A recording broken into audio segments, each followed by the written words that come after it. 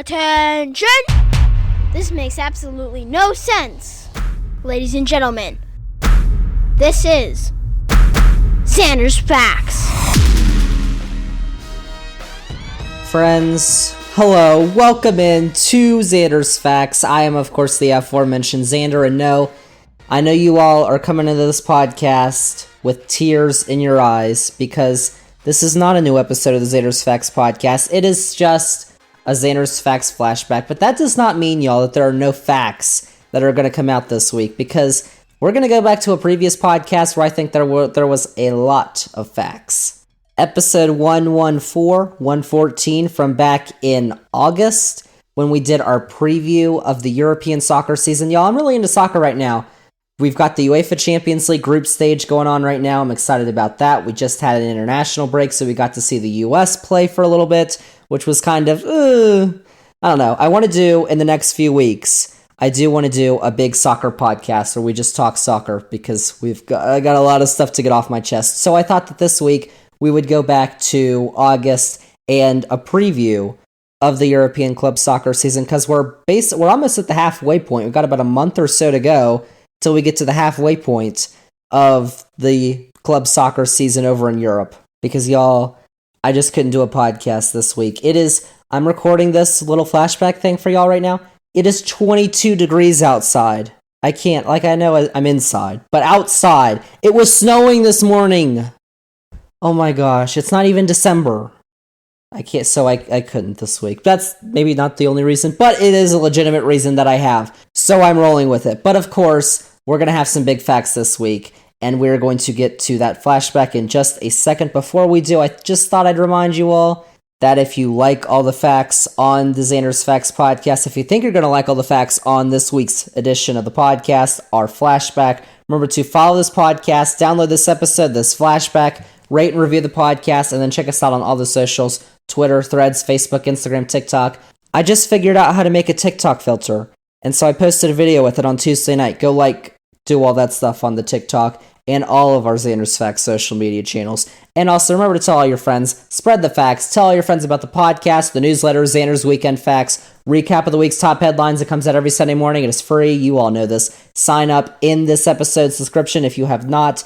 And also check out the Zander's Facts link tree, because it has all the Zander's Facts links that you need. And if you need more facts than what this flashback is providing you this week, you can check out any of our past 124 episodes wherever you get your podcasts. Wherever you're listening to this, basically, is where you can find all of our past episodes of the podcast, which you should go do.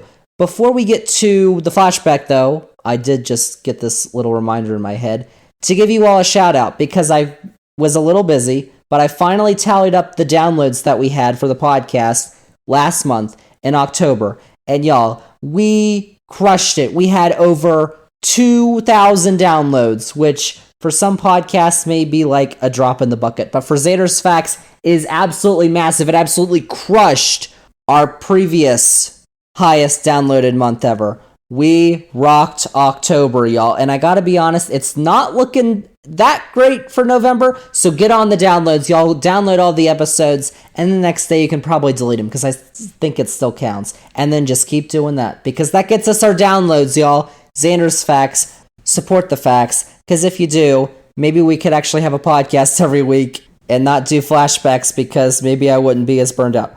I'm just saying. But let's get to this week's flashback, which is episode 114, our European club soccer season preview for back in August. But before that, on this flashback, you remember back in August, the Women's World Cup was going on, and the U.S., by the time this podcast was recorded, just lost in the round of 16 in the Women's World Cup to Sweden. So that podcast included my initial reaction to that. And I wasn't going to include that on the podcast this week, this flashback. But then I listened back to it and I was like, oh, that was pretty good. Like, the rant that I did on the people who were criticizing the U.S. women for things that didn't have to do with what they were doing on the field, I felt like that was kind of one of my best rants that I've done on this podcast. So I decided to leave that in. And also, with all the news that's been going on recently with the U.S. women's national team, they hired a new manager, Emma Hayes, who is the manager at Chelsea right now, widely regarded as one of the best managers in the game of women's soccer, football, whatever you want to call it. It's exciting times. And I wrote about that on the Zander's Weekend Facts a couple weeks ago, so you should go read that because I did a good piece on that. But so that little 15-minute thingy of me talking about that is the first part of the flashback, and then for the rest of it, we get into European club soccer season. I preview the top 4 or 5 leagues in Europe, specifically a lot having to do with the Premier League because I did my 20-1 table predictions of the Premier League. How that's holding up so far, I don't know. There's still like over halfway of the season to go, so don't criticize me too much. But we get into all that on this week's flashback. So let's get to it right now. We are going back this week to episode 114, our Zander's Facts 2023-24 fact-filled European club soccer season preview. That is this week's flashback, and it's coming up right here on the Zander's Facts podcast.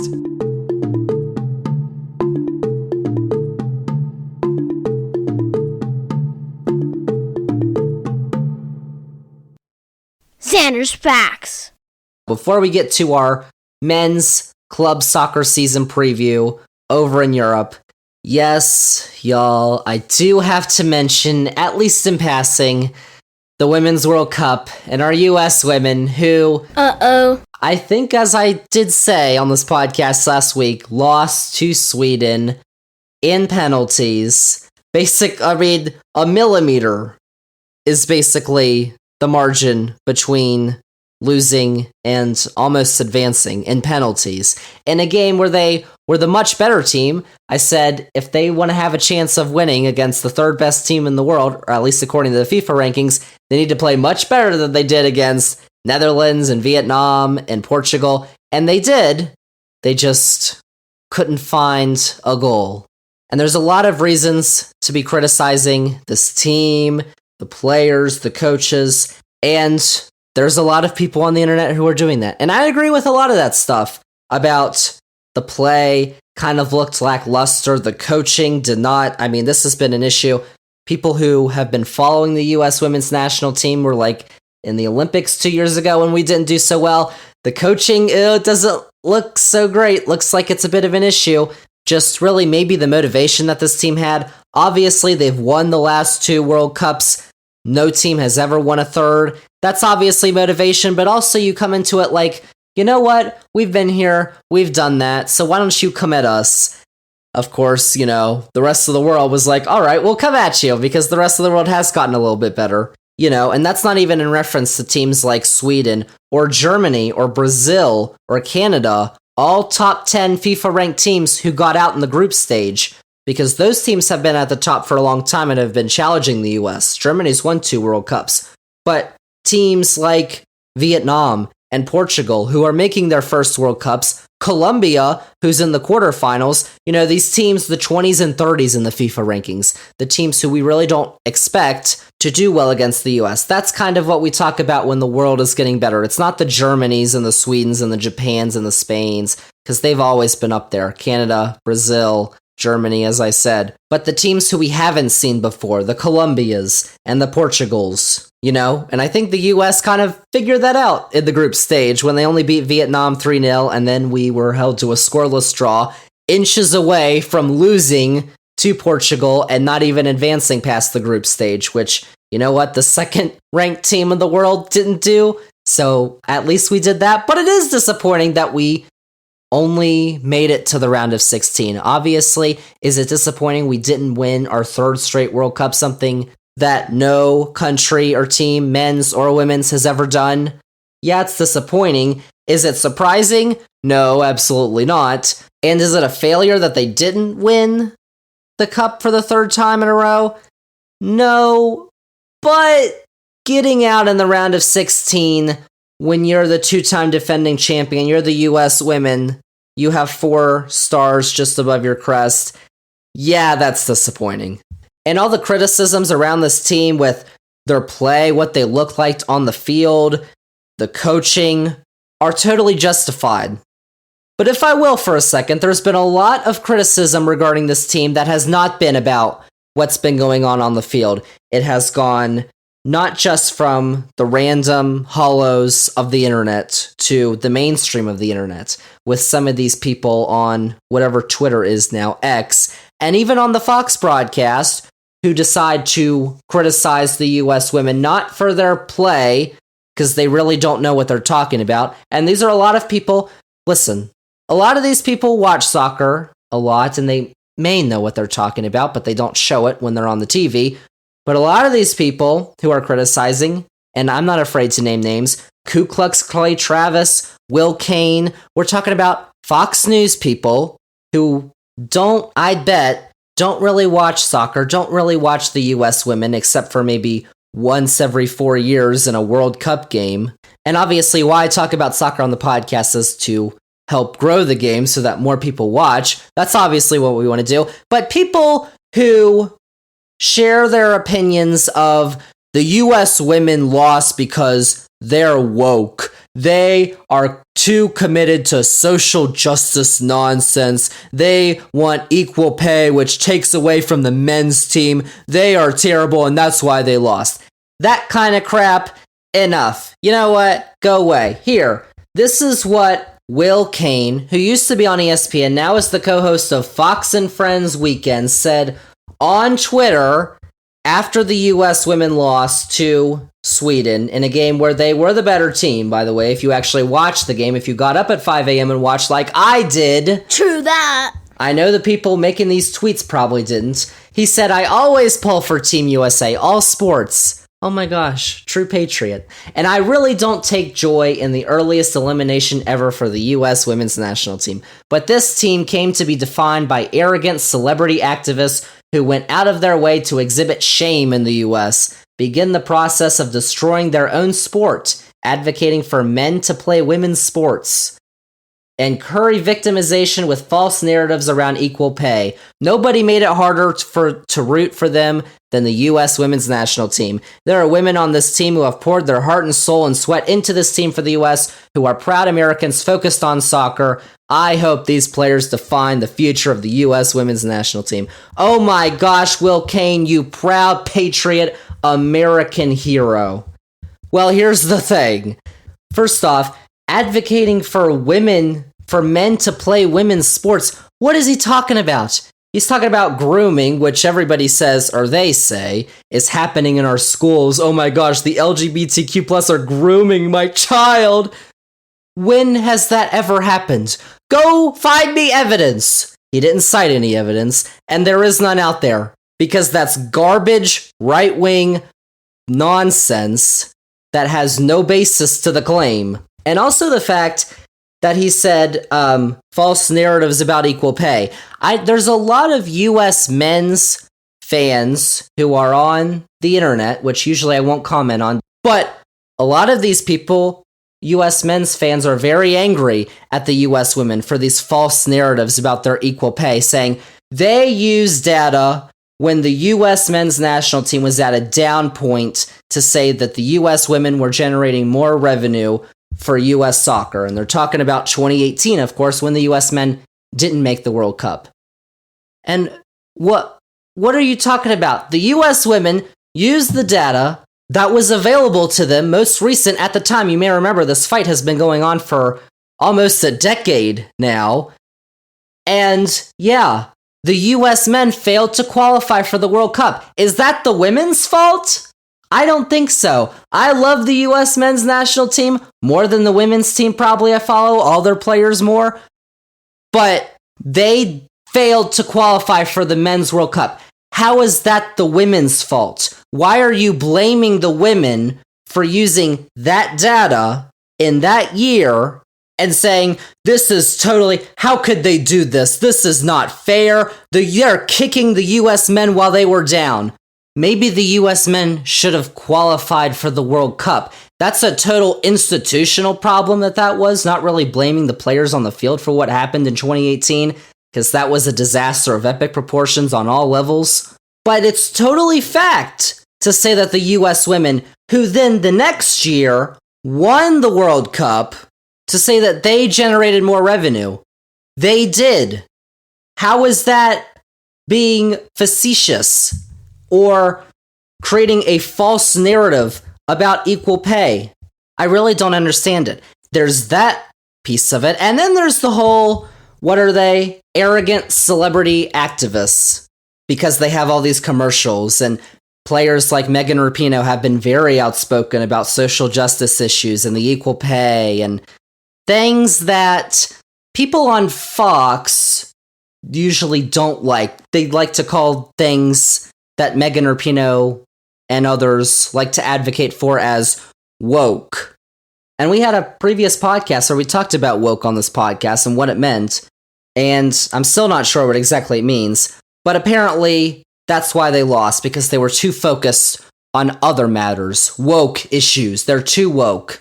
Kind of like the dog whistle I remember telling you all last week about with Carly Lloyd, which he said on Fox. These players are too distracted, you know? Well, the thing is, if y'all remember the 2019 women's team, it was basically the same thing. Now, obviously, they weren't using the term woke because there was another whatever they were using. They weren't using woke yet. They just came up with that like a year ago or so. But at the same time, you know who was the star for the women at the 2019 World Cup? The Golden Boot winner, the Golden Ball winner was Megan Rapinoe. And you think that the people who, well, let's just say are supporters of the president at the time who got into a Twitter feud with Megan Rapinoe liked all that? No, they despised her then when they were on top and still talking about social justice issues, how the right vilified Megan Rapinoe. They were on top then, didn't affect them then, but now, because Megan Rapinoe is 38 years old and absolutely just cannot play the same way as we saw in the World Cup and in the Sweden game, the right can now pounce and they can say, this is why, it's because you're too woke. Well, wasn't she what you would call woke 4 years ago, 8 years ago? Like, if you followed Megan Rapinoe throughout her career, her standings on social justice issues have really remained the same over her career. But she was winning her entire career. World Cups. She's got 2 World Cups. I read this article in USA Today that was pretty good. It was titled, the U.S. Women's National Team might have lost at the World Cup, but Megan Rapinoe won a long time ago. It goes, quote, the people delighting in Megan Rapinoe's misfortune forget something. They can send their triumphant emails rife with misspelling and misogyny, and it won't change the fact she's a 2-time World Cup champion and played in another final.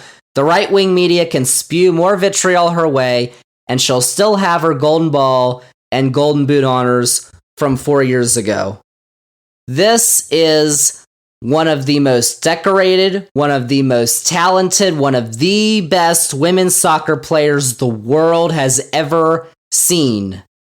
And yet, because she's too woke, the US women fail. And they fail to represent their country proudly. They're too woke, so they lost to Sweden, possibly the most progressive country in the world. That's facts. That makes sense. And also, I've noticed that a lot of people on the internet, or whatever, like to call out the US women for the national anthem. A lot of them, maybe their hand's not over their heart, maybe they're not singing it, and they complain and say, they are not patriotic, they are not representing their country, this is terrible, get them off the field. Things they could have said 4 years ago and did say 4 years ago, and it didn't matter. But now, their calls get, louder because the US women lost, because this transition between the veterans and this new group of players that we have coming in, which, if you watch the World Cup, and you can kind of see the talent in between the messed up tactics and everything that was going on, the US women are still going to be one of the top teams in the world for a long time to come. But a lot of these people, a lot of them who regularly do not watch soccer or women's soccer, who hate this, say it is un-American, unpatriotic, of course, forgetting the fact that we have the right to free speech, free expression in this country, and those women out there are using it to their full extent. The First Amendment, which is as American as it gets. Because I think we should celebrate the fact that we as Americans can choose whether or not to sing the national anthem while it's being played, instead of criticizing the team that represents our country for not singing the national anthem or putting their hand over their heart while it's going on. A team that I would say they've won 4 World Cups. This group of players that's currently getting all the hate won the last 2 World Cups. I'd say represented our country pretty well. Like, I don't think what they did would be considered hate speech or things that go beyond what the First Amendment protects. Like maybe a certain former president who was just indicted for the 3rd time. We'll have to have a podcast about that pretty soon, y'all.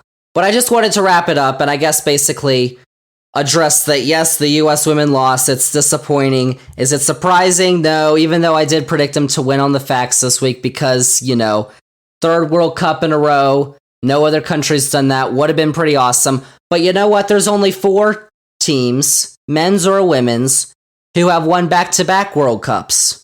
And so that in and of itself should be celebrated. And there's a lot of people who call themselves American patriots who say they are true to America. Their political opposition hates America. A lot of these people who now continue to dump and spew their hate on the women's national team of the United States. I don't know. Just seems a little hypocritical to me, if you will. But I don't know. Quit your whining. We'll leave that alone for now because this is a men's soccer podcast this week. So let's get into our main topic this week. I wanted to do a little bit of a preview of the European club soccer season before the season begins, which for the Premier League, the league we usually talk about the most on this podcast, it is, according to at least the rankings and the coefficients, the top club soccer league in the world. The Premier League starts on Friday in England. Burnley and Manchester City get the season underway. So we got to get the season preview rolling, y'all, because we got to get all the facts in before the top teams in the world get underway over the next few weeks. So if you'll remember last year when we did our European club soccer season preview, we did a little game where I ranked my favorite English Premier League clubs from best to worst. Leeds was number 1, Chelsea 2, that was, yeah. First off, Leeds isn't even in the Premier League anymore, y'all. If y'all don't remember, they were relegated. And Chelsea are dead to me right now. So, those have kind of changed, so I'm not going to do that this year, because I don't know where I'd put any teams, because last year, those were like the teams I was rooting for, and now coming into this year, I don't really have any teams that I'm rooting for, at least. Really just players, in the Premier League at least. I've got 1 or 2 teams in Europe that I'm going to be rooting for, and we're going to talk about that in a little bit. We're going to start with the English Premier League, and this year, instead of ranking my favorite clubs, I'm going to be doing a prediction of the standings, what we call in soccer as the table. So I'm going to go 20-1, basically predicting what's going to happen, where the teams are going to stand at the end of the season, which 3 teams at the bottom are going to get relegated to the Championship, which is the 2nd tier of soccer in England. You don't want to do that. Which teams will get to the top 4, which means you get to play in the UEFA Champions League next season. You get more games, you get more fame, money, for a lot of these teams. That's pretty important. And then, of course, my champion. So I'm going to just do that for the Premier League, and then I'm going to talk a little bit about a couple of the other top leagues in Europe, Serie A in Italy, La Liga in Spain, and then we've got Bundesliga in Germany. And then, of course, some other notes, some facts, and then I'm going to have my prediction at the end for who's going to win the UEFA Champions League. So that's what we got on our fact-filled European club soccer season preview for the 2023-24 season. Let's do it. Let's start with the English Premier League. I'm going to basically run down my predicted table, all 20 teams, 20-1. Let's start at 20. My predicted last place team, y'all, I'm sorry, but Luton Town. So sad. Goes in 20. Luton Town is one of 3 teams who are getting promoted this season from the Championship, the 2nd tier of English soccer. It's Luton Town, Sheffield United, and Burnley. And Luton Town, if you don't know about Luton Town, I think I mentioned this before on the podcast, but they have this basically, it's like a 10,000 seat stadium. It's called Kenilworth Road. If you have never seen it before, you need to look it up because it's basically surrounded by, I guess, townhouses. I guess they call them flats in England. And, just randomly plopped kind of in these, in the sea of flats in Luton, England, is this 10,000 seat Kenilworth Road Stadium, which is going to be a Premier League stadium next season. They had to spend almost £10 million basically renovating the stadium to get it up to Premier League code so that they could play Premier League games there this season. And I don't know. They had Ethan Horvath. You remember Ethan Horvath, our goalkeeper, one of our goalkeepers for the US men's national team. They had him on loan from Nottingham Forest. He's back at Forest. Luton Town. Why? He got Luton Town promoted. He helped them get promoted last year. In penalties, in the playoff, if you don't know, the top 2 teams in the championship automatically get promoted, but teams 3 through 7 in the championship go through a 4-team playoff to determine who's going to be the 3rd team to get promoted into the Premier League the next season. Luton Town won the playoff thanks to Ethan Horvath in penalties. Year before that helps Nottingham Forest get promoted, and yet Luton didn't exercise their option to buy him. So you know what? Luton Town 20. Sorry, y'all. 19, second team that's going to get relegated, Bournemouth. The Cherries, y'all. It was interesting because Andoni Iraola is their new coach at Bournemouth. Gary O'Neill was their head coach last year, their manager. A lot of people didn't expect Bournemouth to stay in the Premier League. They had just gotten promoted. It was year 1. A lot of people expected them to go right back down. They didn't. And then they let their manager go, Gary O'Neill. That's kind of interesting. But the sophomore slump, for teams that don't get relegated and stay in the Premier League after their first season, there's been this tendency of the sophomore slump. And I think it may hit the Cherries hard, even though they've got a couple midfield signings. Justin Kluivert, Ahmed Traore. Those are names you might hear a lot if you watch Bournemouth this year. The sophomore slump, probably going to hit Bournemouth. 19. 18. This team has not been in the second tier of English soccer since 1954. It's a fact. They've stayed up in the first tier of English soccer longer than any other team currently. It's Everton. They have just narrowly survived relegation the last 2 years, but they haven't really brought in any reinforcements besides Ashley Young, who's 38 years old. So Everton, this has been the last few years. They've been teetering on the brink. Sean Dyche, their manager, he basically saved them last season when he came in because Frank Lampard was the manager. Things were going bad, going south. It looked like Sean Dyche just got enough out of them so on the last day of the season they could survive. But this might be it, y'all. This might be the time. Without spending on players that are actually going to help you, this might be it for Everton, y'all. 18.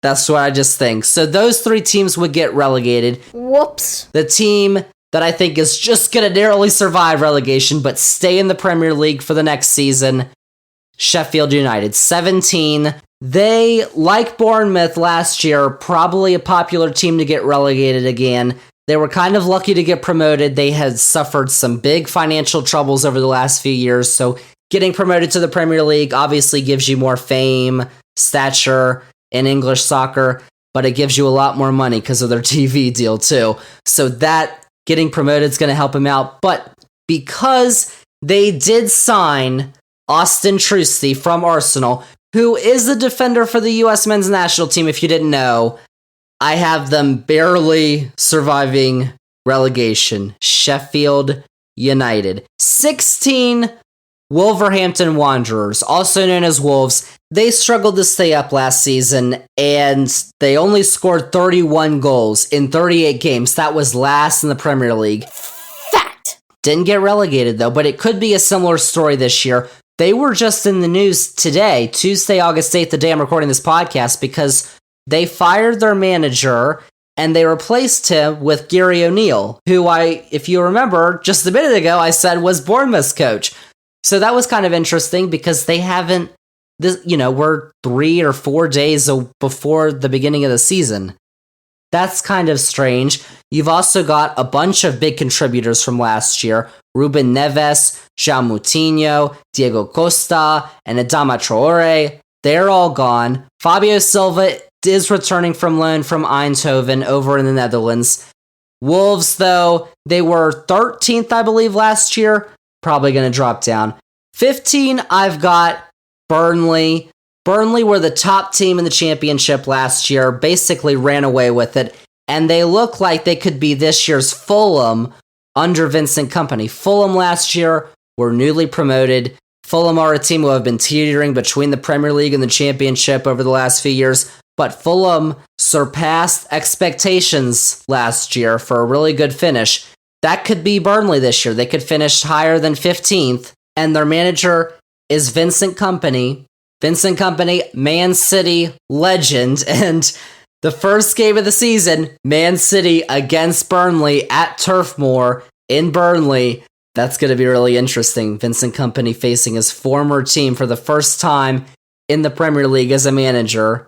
That'll be pretty good. They also signed 20-year-old English goalkeeper James Trafford. If you watched the U21 Euros this summer, I know U21 Euros you probably didn't, but he was basically the star for England. They did win that tournament. They had a couple other signings that were really good. The Clarets, as they're known, that could make it hard to get 3 points at Turf Moor for other teams for Burnley. So Burnley, a lot of people are saying this, but there's good reason they're saying this. They could be the Fulham this year. They could be the ones who don't just survive relegation, they could basically blow past it. Now, 14, we've got Nottingham Forest. Y'all, the Tricky Trees. Tricky Trees have become, just over the last few days, somewhat of a good team for myself and for all U.S. men's national team fans, because Matt Turner, our goalkeeper for the U.S. men, who started in the World Cup, basically our number one now, he's coming in from Arsenal on a transfer. He's likely to be their number one goalkeeper. He's going to be starting Premier League games. Wayne Hennessy is their goalkeeper right now. Dean Henderson was there on loan. He's from Manchester United. I know they're trying to do like a permanent deal now. And Ethan Horvath obviously is there too. But Matt Turner's probably going to be the number one goalkeeper at Nottingham Forest. They've also got Anthony Elanga. He was the biggest signing from Manchester United this offseason as well. Tricky Trees, when you've got Matt Turner, listen, he only spent, a year or so behind Ramsdale at Arsenal, but he played in cup games, and we saw for the US men how much more comfortable he looked with the ball at his feet. That year at Arsenal, I think, is going to do wonders for him, and now he's going to be able to be playing against the best in the Premier League week in and week out, hopefully. So I'm really excited about that. If we see Matt Turner starting for Forest this weekend, I'm going to be pretty excited. So I got Forest 14, Tricky Trees. 13, I've got West Ham, the champions of the Europa Conference League, by the way. That was their first trophy in a while. Declan Rice, though, their star player, he's gone to Arsenal, over $100 million transfer fee Arsenal paid for him, and West Ham haven't spent any of that. They're just laying on that cash right now. In the midfield, how about Tyler Adams? We'll get to Tyler Adams in just a second when we get to another team, but I don't know why they're not spending money. And apparently, right now, they're targeting Harry Maguire. So, I don't know. And they're also, because they won the Conference League, they're moving up to the second competition in Europe, which is the Europa League. They're going to have those extra games. So I don't think it's going to be a good year for West Ham. All the way to 13th, which would not be good at all. And then 12th, Crystal Palace. Crystal Palace are just kind of, They've lost Wilfred Zaha. Michael Olise is linked to a move potentially to Chelsea, two of their best players. So unless they get active later on in the transfer window, they kind of, just sitting where they were. They do, however, have Chris Richards from the U.S. men's national team, who could see the pitch more this season. So if they can do that, Crystal Palace may be doing a little better. But we'll see about that.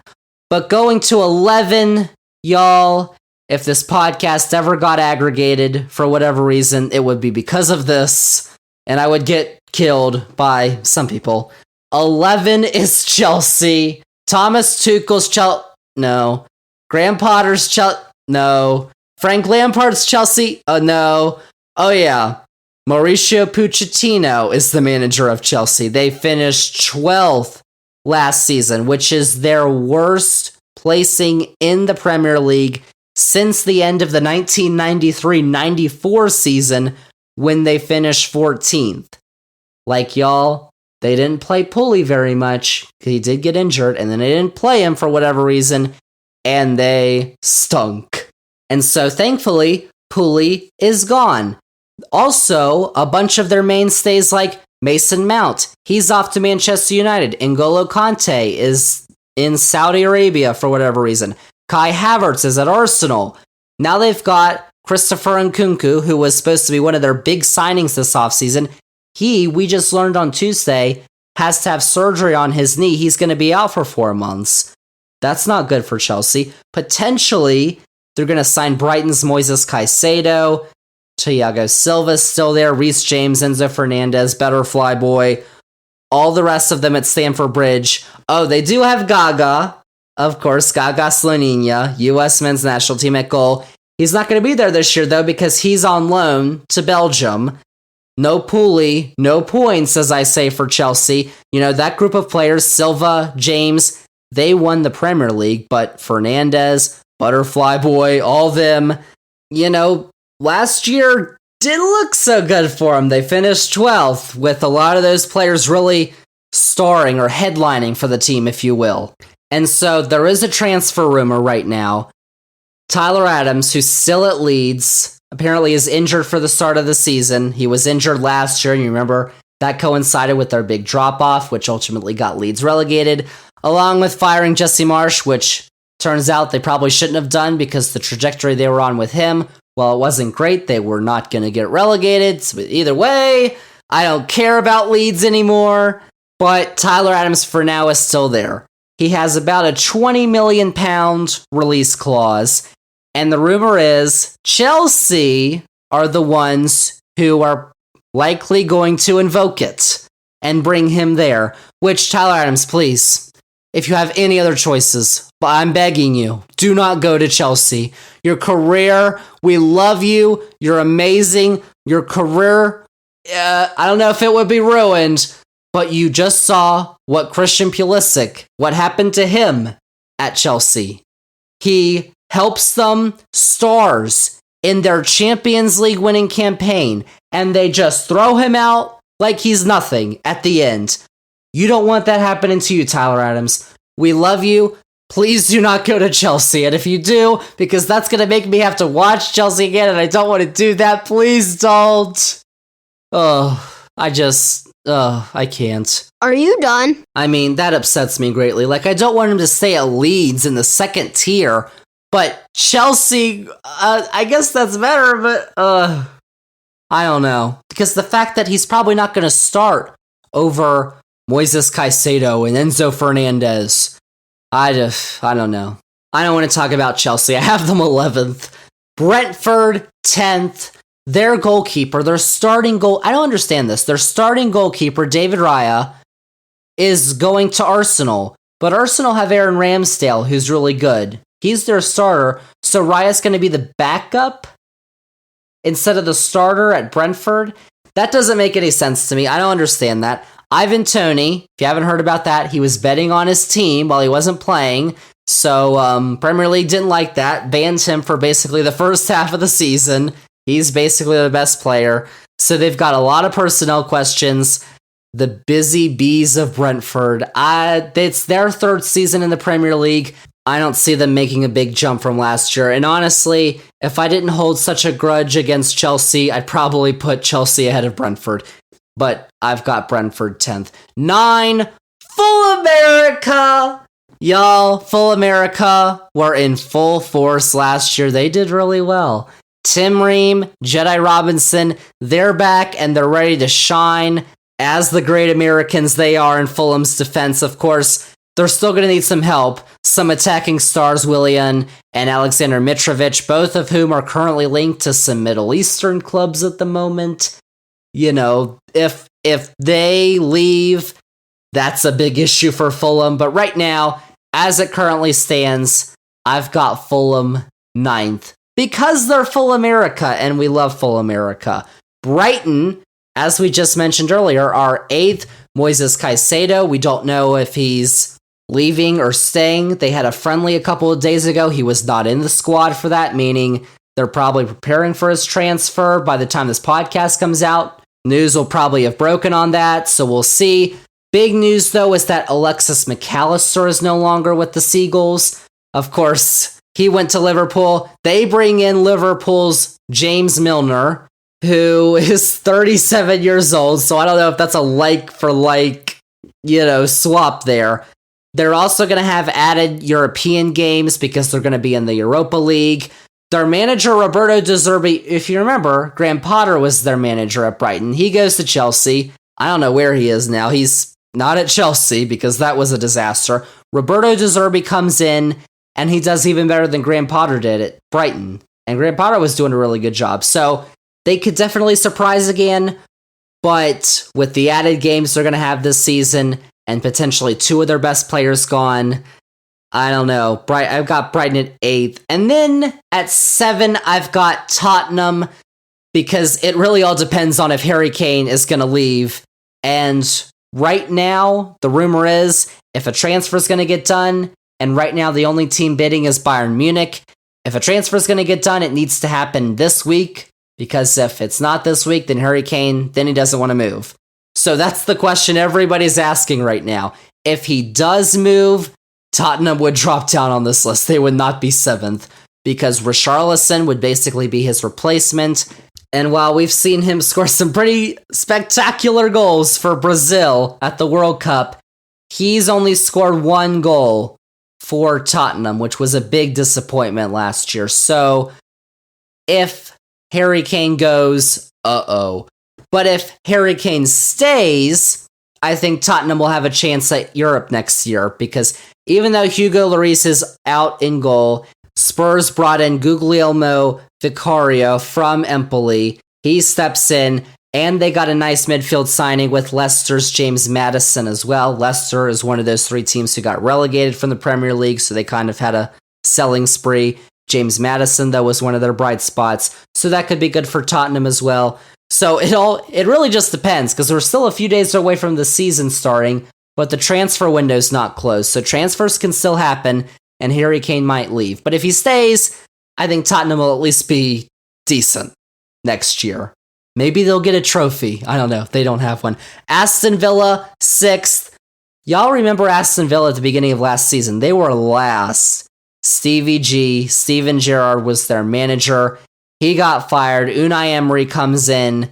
At the time, woof. And he took them to 7th place. And I think they could finish even better next season. They're going to play European soccer for the first time since 2011 in the Conference League. And Moussa Diaby is going to assist in propelling Villa and their new crest. They've got this new crest that they're going to wear, logo, basically, next season, which I think looks really nice. So Aston Villa, they don't have Stevie G anymore. He's off to Saudi, is where he's managing now, I think.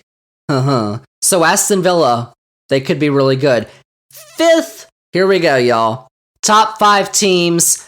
Out of those 5, 5th is obviously the one you don't want to be in, because that's the team that just misses out on the Champions League. These 5 teams, I think, have separated themselves into their own tier from the rest of the league. Of course, those teams are Arsenal, Liverpool, Man City, Man United, and Newcastle. Last year, this team was Liverpool. They finished 5th, outside the top 4 for the first time since the 2015-2016 season. It's the truth. I don't have them 5th, though. I have Newcastle 5th. They were the surprise Champions League qualifiers last season. They've got the Saudi money, and that's obviously helped them, but it hasn't been as big of a spending spree as we expected this offseason. They just added Sandro Tonali and Harvey Barnes from AC Milan and Leicester, respectively. Those are good, but they did lose Alan St. Maximin, Chris Wood, and Jamal Lewis from last year, who were all pretty big contributors. And then, like some of those other teams that I mentioned, they've got extra European games. They're playing in the Champions League this year. And so that could tire out the Magpies. I do like Magpies as a nickname. Newcastle, though, it's the oil money. I don't know about that. And put them outside the top 4. 4, I've got all these other teams are going to the Champions League. I predict 4, I've got Liverpool. Darwin Núñez. He came from Benfica to the Big Reds. I've missed all those Darwin Núñez TikTok songs. But last season was a big disappointment for Liverpool. As I said, finished outside the top 4. First time in 7 years, basically. They have a new revamped midfield because Alexis McAllister, as I mentioned, from Brighton has come in.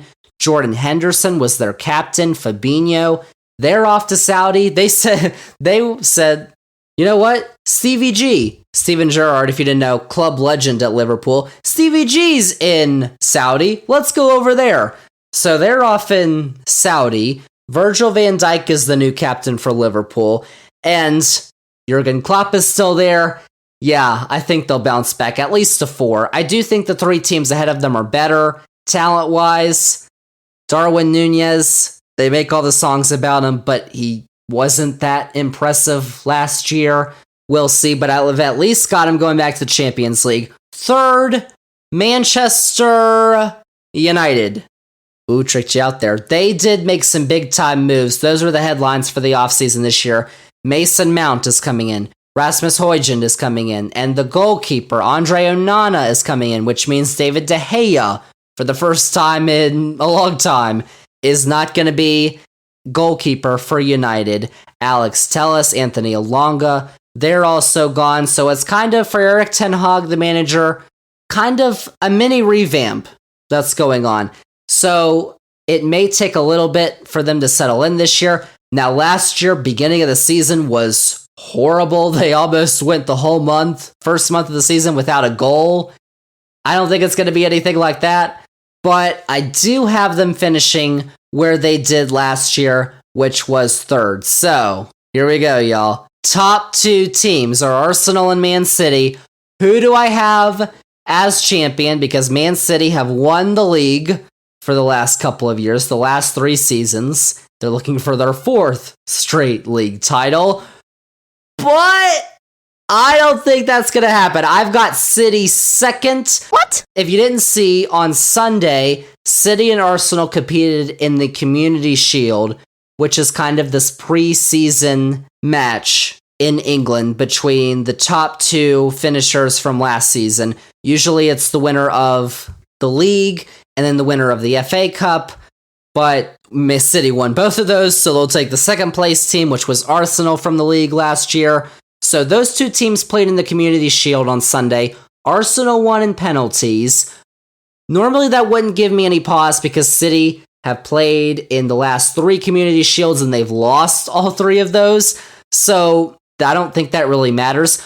But what does is when the manager, Pep Guardiola, says that his roster still doesn't feel complete. They lost Ilkay Gundogan and Riyad Mahrez this offseason. They're hoping to offset those losses with Mateo Kovacic from Chelsea and Jose Guardiola from Leipzig, Bernardo Silva, Kyle Walker. Those are a couple of the players who their futures are still kind of up in the air. I think they're going to sign new contracts, though. You know, they've still got Erling Haaland, who scored a ridiculous amount of goals last year. So as long as they have Haaland, they'll be fine.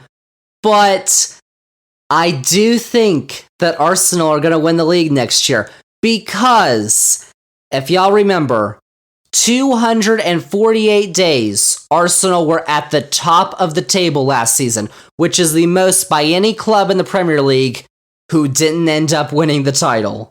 Arsenal and Mikel Arteta, the manager of Arsenal, Pep Guardiola's former top assistant, they're going to remember that. This year, things are going to be different, and I think it all started in the Community Shield last week over Man City, because even though they won in penalties, you can just tell by the way Arsenal reacted to the Community Shield. It was big to beat Man City and get a trophy out of it. And also, Declan Rice is a big-time addition in the midfield. Kai Havertz, King Kai, up top. He could propel the Gunners over a City team that, as Pep Guardiola said, maybe after winning the Premier League, the FA Cup, and the Champions League last year, maybe this year is a bit of a transition. Now for City, that doesn't, they're still going to look like one of the best teams in the world. But if Arsenal really stick to it at the top, they play for the whole season, more like they did at the beginning of the season and at the end. I mean, also, they've got a guy we've talked about on this podcast a little bit over the last few months, Florian Balogun. If he stays, we're still talking about transfers, he could still transfer to Inter. He was on loan in France last season. He was one of the top goal scorers in France last year. And so Arsenal have placed a high price tag on him. He's not starting. He wants to start. He could go to Inter Milan if they can afford him. They're currently negotiating on that. If Florian Balogun stays with Arsenal, he could obviously be a really nice backup piece up top, even though I'd rather see him starting for a team like Inter. But even if that doesn't happen, he could still be pretty impactful for the Gunners, who I do think are going to win the Premier League season. Last year I picked City. It happened because I think last year I was just like, you know what, they got Erling Haaland now. Yeah, there's no chance. But Arsenal, they were at the top for a long time last season, and they remember that game against City a couple weeks before the season ended that was basically, in a league where you don't have a playoff, so there's really no championship game, as close to a championship game as you get, that Arsenal-Man City game, and how Man City basically trounced Arsenal in that game. They're going to remember that. Mikel Arteta brought in some reinforcements, so I think Arsenal are going to win the Premier League this coming season. The Premier League, which begins this Friday. Burnley hosts Man City. That's going to be a really intriguing game to watch. And you can watch every Premier League match in the US on NBC Sports with NBC, USA, and Peacock. So, now that we got the Premier League out of the way, the table, I'm just going to roll through a couple of these other leagues, give my predictions, because I really wanted to talk about this next league, which is Serie A in Italy, because I'm going to be watching a lot more Serie A this year, and if you're a US fan, you probably are too, especially a little old club up in the fabulous city of Milan, AC Milan. They have attracted all of us US fans over the last few weeks because they, of course, signed Christian Pulisic, and then they added Yunus Musa in the midfield. So we've got this front three that I think is, once they get going, it's going to be tough to stop them in Europe and in Serie A. Rafael Leao on the left, Christian Pulisic on the right. Even though he usually plays on the left, he's probably going to play on the right because Leao is so good on the left.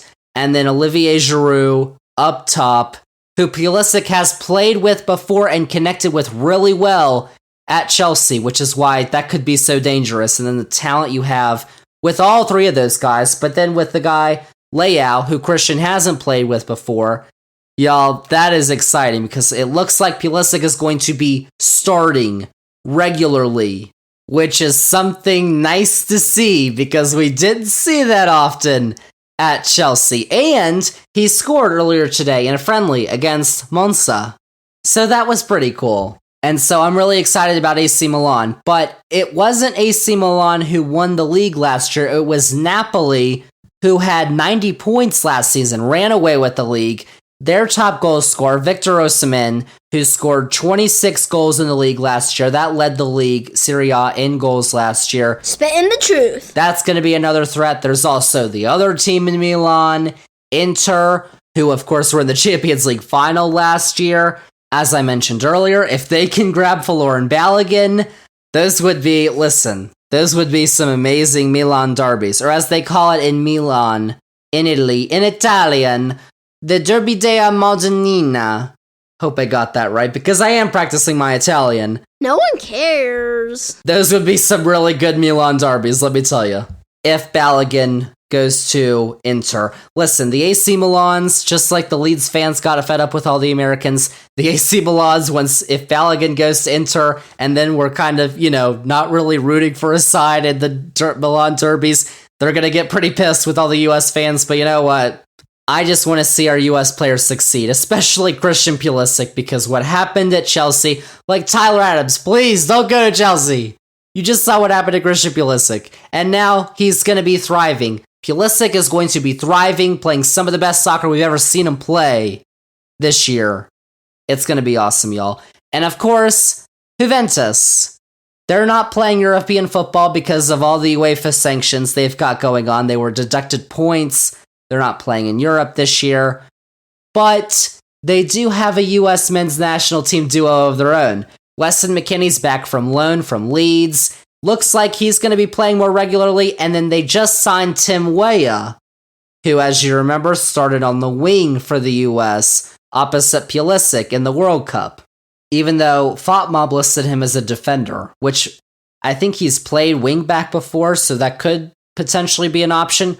But Juventus is another team I'm going to be watching a lot. So, for my pick for the league, I mean, there's no way I've not got AC Milan winning this thing this year. I've got AC Milan, Pulisic, Musa, I mean, come on. But not just that, Giroud, Leao. I think that front three is going to be one of the most productive in the world. Mark that down. That's going to be a fact. AC Milan are going to win Serie A this year. And all the matches in Serie A are broadcast in the US on CBS Sports, the majority on Paramount Plus, and some others on CBS Sports Network. Their season begins next Saturday. So I've got two other leagues to touch on real quick. The Bundesliga in Germany. Bayern Munich have, of course, won 11 straight Bundesliga titles. But it only took them until the final moments of the final day last year for them to actually secure the title over Borussia Dortmund. Their manager, Thomas Tuchel, can they grab Harry Kane? We'll find out by the end of the week.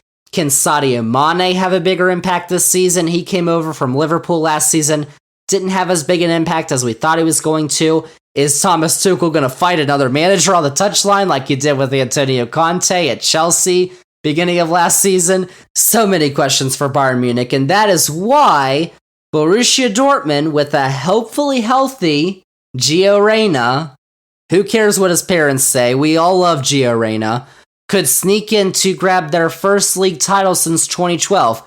Potentially. But of course, they're going to have to deal with life after Jude Bellingham. He's gone, basically their star midfielder is gone to Real Madrid.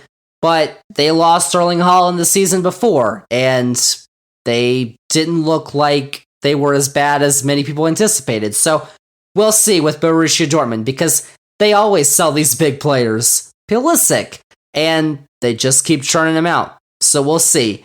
And the Bundesliga is also, beyond Gio Reyna, another league ripe with some great Americans, if you didn't know, including both of some of our favorite brothers, the Medford Messies, because Paxton signed with Eintracht Frankfurt last season, and then Brendan, who, of course, played for Leeds last year. We all loved it when he went over there, and oh my gosh, y'all, that first goal he scored against Mendy, the goalkeeper for Chelsea, just took the ball from him, no look shot into the goal. It was incredible. Oh, I have to dig up that video. Aronson going and getting it. Oh, a howler from Mendy, and the American punishes Chelsea, and that will be a goal, a first Leeds goal for Brendan Aronson. But he is on loan from Leeds at Union Berlin. Jordan Pefok, another U.S. national, is at Union Berlin. And then Timothy Chandler is at Frankfurt with Paxton, Brendan's younger brother. You've also got John Brooks. Hasn't really found a home with Greg Berhalter's U.S. men's national team, but he has found a home at Hoffenheim. Joe Scally has gone to Borussia Mönchengladbach, one of my favorite names to say. And then 20-year-old former DC United homegrown Kevin Paredes is currently at Wolfsburg. So, for my pick for the Bundesliga, I mean, I don't really want to pick Bayern Munich, so I'm going to pick Dortmund. Gio Reyna had to pick someone else, and I think Dortmund are going to prove the biggest challenge to Munich. So I've got Dortmund this season. And all matches in the Bundesliga stream in the US on ESPN+. Their season kicks off next Friday. And so, one more league to go. La Liga in Spain. Start with Barcelona. They won the league last year. Their big-time, bought-up squad. Headlined, of course, by Robert Lewandowski, who scored 23 league goals. They won the league for the first time since 2019 last year. They've also, of course, got their young homegrown stars, Pedri and Gavi, along with Rafinha. They are all back. Ilkay Gundogan, as I said, from Man City. He's at Barcelona, but there's no Dembele, no Sergio Busquets, no Jordi Alba. That would be thanks to Lionel Messi and Inter Miami. Or Serginho Dest, basically our lone US American, because there are no other Americans on any other La Liga roster. So that's kind of sad. And Serginho Dest is reportedly being dropped out and is going to be a free agent because Xavi, the manager, doesn't believe he can fit in or whatever. I don't know. So that I'm not too happy about. And then the other big team, of course, in La Liga is Real Madrid. Their title is, of course, going to be challenged by Real Madrid, who are still trying to figure out how they can get Kylian Mbappe there for free next summer. Kylian Mbappe, by the way, he's at PSG right now, but he's kind of on the outs. Maybe it's weird because if you haven't been following the situation, Mbappe, of course, one of the best players in the world, 24 years old.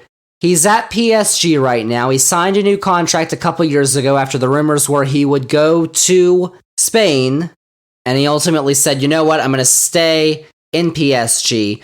Well, his contract ends next summer because he had a player option to extend it for another year to 2025. He declined that, and so it ends next summer. And so if he leaves at the end of his contract next summer, then the team that gets him doesn't have to pay PSG a fee because he'll be a free agent. PSG, even though they've got that sweet, sweet Qatar money, they don't want that. They do not want Kylian Mbappe to go for free next summer because they believe that he's already negotiated with Real Madrid and is like, I'm going to go there next summer for free for you all, so you don't have to pay anything for me.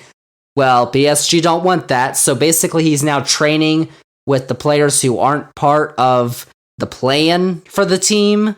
There's been rumors about potential loan options that they could force Mbappe to go on, or I don't know how they could do that because they can't really force him to go if he really doesn't want to go. Real Madrid, obviously, they're not going to pay whatever exorbitant amount of money that PSG would force them to pay for just 1 year. They're like, we can get him for free next year. That's what we're going to do. And so now, the latest rumor is that MLS, who are, coming off the signing of Lionel Messi, which worked out pretty well, I think, because MLS has gone viral many times over the last few weeks with some of these crazy golazos that Messi's putting in Leagues Cup and in MLS. But now MLS signing that, one of the only signings in the world that would be bigger than Messi is a 24-year-old Kylian Mbappe. If they could, I don't see how that could happen for even just a loan year. But if it did, I don't know, I'd give it about a 0.1% chance, a 0.0000001% chance it happens, actually. But if it did, y'all, I mean, that would be bigger than Messi. Obviously, Messi's still playing amazingly, as we see, in the games he's playing in right now. But Mbappe is in his prime, 24 years old. That would be just on potentially another level, which is insane to think about because of the way Messi has already elevated Inter Miami and MLS. That's probably not going to happen, though. But what is going to happen over the next season with Kylian Mbappe, it's interesting because most likely he's going to be in Real Madrid next summer. But for the next year, what's going to happen? That'll be interesting to see. But for Real Madrid, they did make perhaps already the biggest transfer splash this summer by signing the aforementioned Jude Bellingham from Dortmund. They dropped Karim Benzema, Eden Hazard, and Marco Asensio, though. And it's almost certainly Carlo Ancelotti's last go as the manager. He's expected to take over Brazil next summer in time for Copa America, which is in the United States, if you didn't know. So they'll probably try and win something. They've won the Champions League, they've won La Liga, they've won basically everything you can with Carlo Ancelotti. But I do think that they will regain their spot at the top of the league. Barcelona obviously is dealing with all their financial woes. So I've got Real Madrid winning La Liga in Spain, getting back to the top after Barcelona won last season. And all the matches, just like in the Bundesliga, all the matches in La Liga stream on ESPN Plus in the US. The season begins on Friday. All 20 teams are playing in their first league game throughout the weekend. It'll be fun to watch. It would be better to watch with a bunch of US players, so La Liga, if we can get on that, that'd be nice. But, we'll take what we can get for now. So, La Liga's done. Finally, to wrap up the podcast, just wanted to give you my prediction for this year's UEFA Champions League, because we've also got the UEFA European Club competitions this season to talk about. Manchester City, as you may remember, they broke through. They won their first ever UEFA Champions League. Sevilla took down Roma in a penalty shootout in the Europa League final. That was the first loss ever for the manager of Roma, Jose Mourinho, in a European Cup final. And West Ham, as I said earlier, they were the victors of the Conference League.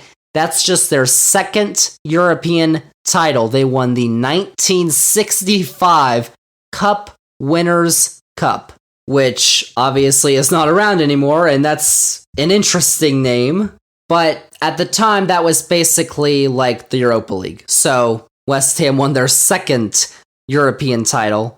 But we do have an interesting match to watch between the winners of last year's Champions League and last year's Europa League. It's called the UEFA Super Cup. It happens every year. Manchester City and Sevilla, they're going to face off a week from today, Wednesday, August 16th at 3 p.m. Eastern on Paramount Plus. And I guess if I have to make a prediction, I'll pick Man City to win that game. Yeah, probably. And a prediction for this year's Champions League, y'all, the team, Real Madrid's won 14 Champions Leagues, most all time, but the team that has won second most is 7, AC Milan. They will win their 8th this year behind Leao, Drew, and Puli. Y'all, it makes sense. They went to the semi-final last year of the UEFA Champions League. It was the Milan Derby against Inter. And so this isn't some random out-of-the-blue US homer prediction. Even though, maybe. But it's still, it does make sense. AC Milan are going to be one of the top teams in Europe next year. And could be the best if they can win, as I predict, the UEFA Champions League. So, all those facts, digest them, take them in. Zander's Facts. I love big leaf maples. I do too. Oh, this feels so good.